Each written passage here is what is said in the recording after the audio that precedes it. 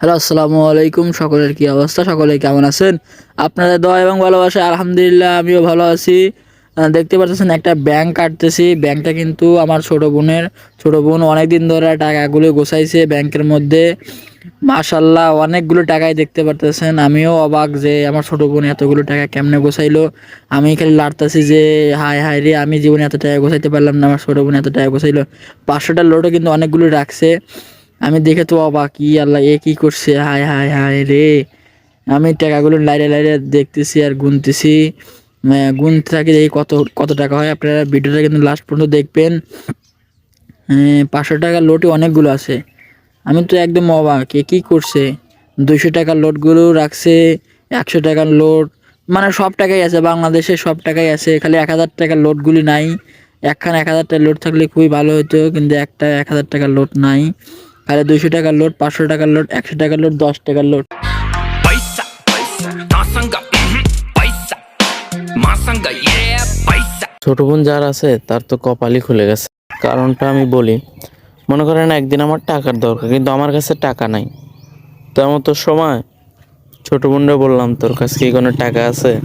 তো সে বললো, ভাইয়া টাকা তো নাই কে, কিন্তু আমার কাছে একটা ব্যাংক আছে। তো আমি ভাবলাম যে তাইলে তোর ব্যাংকটা কাটে। সে খুশিতে নিয়ে আসলো। তো বলতেছে যে ভাই অনেক দিন হয়ে গেছে, আমিও কাটি না, তাহলে তুমি কাটো। তো কাটার পরে দেখেছি অনেক টাকা, মনে করেন 500 টাকা, 200 টাকা, 100 টাকা, খালি 1000 টাকা নেই, তাছাড়া সব ধরনের টাকাই আছে।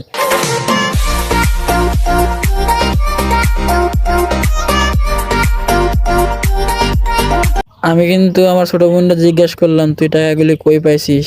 আমি তো এত টাকা তোরা দেই নাই, আব্বু তো তোরা এত টাকা দেয় নাই।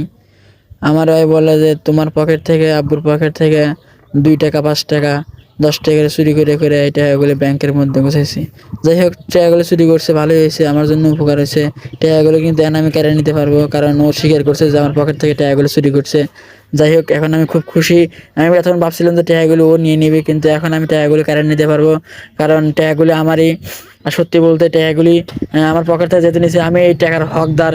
হকদার হিসেবে আমি এই টাকাগুলো নিব। আর ও যাই হোক কান্নাকাটি শুরু করে দিয়েছে। আমি বললাম যে কান্নাকাটি করিস না, আমি 1 টাকা নেবো না নে। কিন্তু আমি গোনার সময় 2টা 3টা 500 টাকার নোট আমার পকেটের মধ্যে ঢুকাইছে অলরেডি। আর ওকে বলছে যে আমার জন্য পানি নিয়ে আয়, আমি পানি খাবো একটু। তো পানি খাইতে গেছে, ওইখান থেকে মনে করেন আরও 4-5টা 200 টাকার নোট নিয়ে নিছি।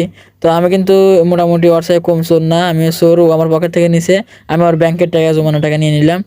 তো আমার এখন খুবই খুশি লাগতেছে, ও খুশি আমিও খুশি, মানে সব খুশি।